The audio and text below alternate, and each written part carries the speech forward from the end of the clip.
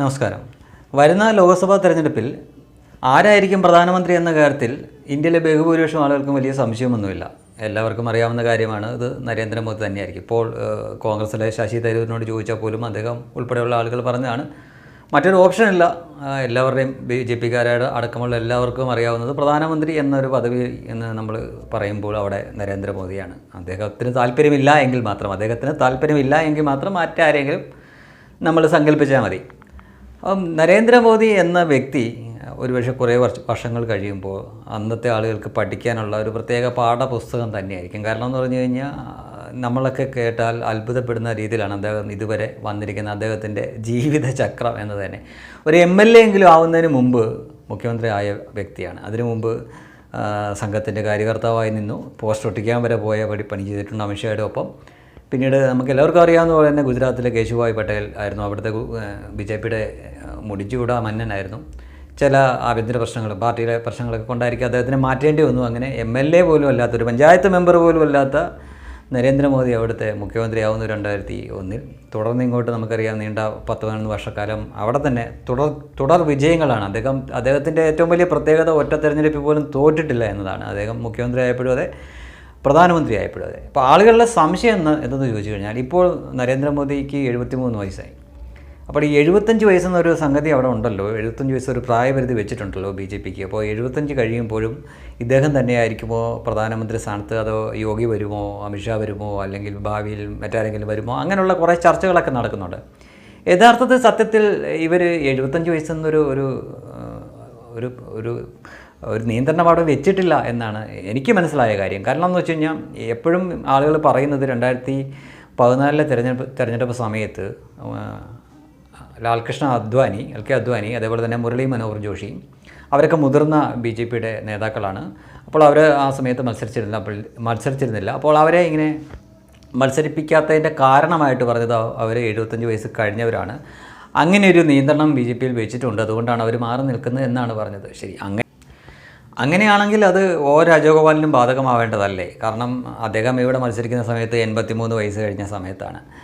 ഈ ജോഷിയുടെ, അതായത് മുരളി മനോഹർ ജോഷിയുടെയും LK അദ്വാനിയുടെയൊക്കെ കാര്യം പറയുമ്പോൾ അവരെക്കാളും വലിയ ആളൊന്നും അല്ലല്ലോ രാജഗോപാൽ. അപ്പോൾ രാജഗോപാലിനെ മത്സരിക്കാൻ അനുവദിക്കുകയും എന്നാൽ അദ്വാനിയെയും മുരളി മനോഹർ ജോഷിയെയും മത്സരിപ്പിക്കാതിരിക്കുകയും ചെയ്യുന്നത് ഈ പ്രായത്തിൻ്റെ ഇത് വെച്ചിട്ടാണെന്ന് പറയുമ്പോൾ അതിനൊരു ലോജിക്കില്ല. അപ്പോൾ അതൊന്നും ആയിരുന്നില്ല. കാരണം നരേന്ദ്രമോദിയെ പ്രധാനമന്ത്രി സ്ഥാനാർത്ഥിയായി അവർ പ്രഖ്യാപിക്കുന്നത് ഗോവയിൽ വെച്ചാണ്.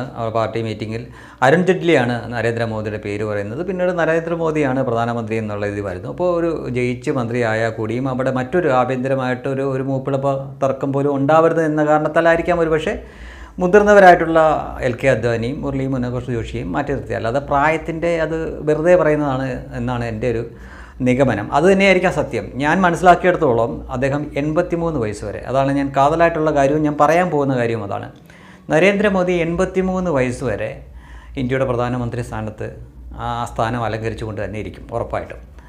ഇപ്പോൾ ഞാൻ പറഞ്ഞു 73 വയസ്സായി അദ്ദേഹം, അതായത് 10 വർഷം കൂടെ, ഈ വരുന്ന 5 വർഷ കാലയളവും അതിന് ശേഷം ഇനി വരുന്ന 2029 തെരഞ്ഞെടുപ്പും അദ്ദേഹം തന്നെയായിരിക്കും. അതും കഴിഞ്ഞതിന് ശേഷം മാത്രമേ ഒരു 20 വർഷം ഇന്ത്യയുടെ പ്രധാനമന്ത്രി പദം അലങ്കരിച്ചതിന് ശേഷം മാത്രമേ അദ്ദേഹം തന്നെ വിരമിക്കുകയുള്ളൂ. അപ്പോഴും അന്നത്തെ ഒരു അവസ്ഥയും സമാനമായിരിക്കും. പാർട്ടി അദ്ദേഹത്തിനോട് പിന്നെ ആവശ്യപ്പെടും. ഇപ്പോൾ 83 വയസ്സെന്നത് രാഷ്ട്രീയത്തിൽ വലിയ പ്രായമൊന്നുമല്ല. ഓർക്കുക, ഇവിടെ മുഖ്യമന്ത്രിയായിട്ട് VS അച്യുതാനന്ദൻ അധികാരമേൽക്കുന്നത് 84 വയസ്സൊക്കെ കഴിഞ്ഞപ്പോഴാണ്. ഇപ്പോഴും അദ്ദേഹം ജീവിച്ചിരിപ്പുണ്ട്. അപ്പോൾ അത് രാഷ്ട്രീയത്തെ സംബന്ധിച്ച് അത്ര വലിയ പ്രായമൊന്നുമല്ല.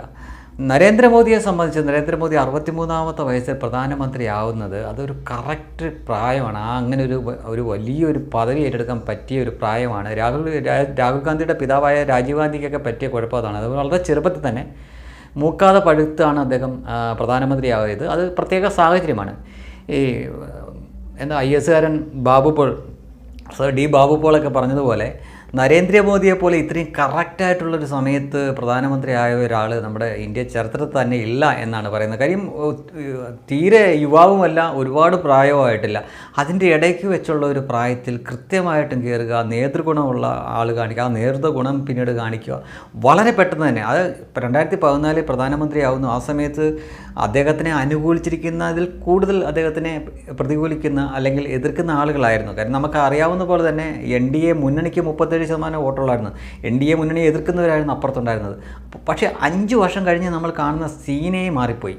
ഈ 5 വർഷം കൊണ്ട് ഏതാണ്ട് 5% വോട്ടാണ് BJPക്ക് വർദ്ധിപ്പിച്ചത്. അതായത് മൊത്തത്തിൽ CPMും CPIയും കൂടെ ചേർന്ന് ഈ 100 വർഷം കൊണ്ട് പ്രവർത്തിച്ചിട്ട് അവർക്ക് 1% വോട്ടാണ് ഉള്ളത്. അപ്പോൾ ആ സ്ഥാനത്താണ് വെറും 5 വർഷം കൊണ്ട് ഇത്രയും വോട്ട് വർദ്ധിപ്പിച്ചത്. അത് ഈ നരേന്ദ്രമോദി എന്ന ഒരു ആളുടെ വ്യക്തിപ്രഭാവം ഒന്നുകൊണ്ട് മാത്രമാണ്. ആ തുടക്കത്തിൽ പ്രധാനമന്ത്രിയായിട്ട് നരേന്ദ്രമോദിയെ അംഗീകരിക്കാൻ ബുദ്ധിമുട്ടുണ്ടായിരുന്നവർ പോലും ആ സ്ഥാനത്തേക്ക് പ്രധാനമന്ത്രി നരേന്ദ്രമോദി എന്ന ഒരൊറ്റ ആളിലേക്ക് അവരറിയാതെ തന്നെ അംഗീകരിക്കേണ്ട ഒരവസ്ഥയിലേക്ക് വന്നു. ഇപ്പോൾ അതാണ് അവസ്ഥ. നമുക്ക് പ്രധാനമന്ത്രി എന്ന് കേൾക്കുമ്പോൾ നരേന്ദ്രമോദി അല്ലാതെ മറ്റൊരാളെ നമുക്ക് സങ്കല്പിക്കാൻ പറ്റത്തില്ല. യഥാർത്ഥത്തിൽ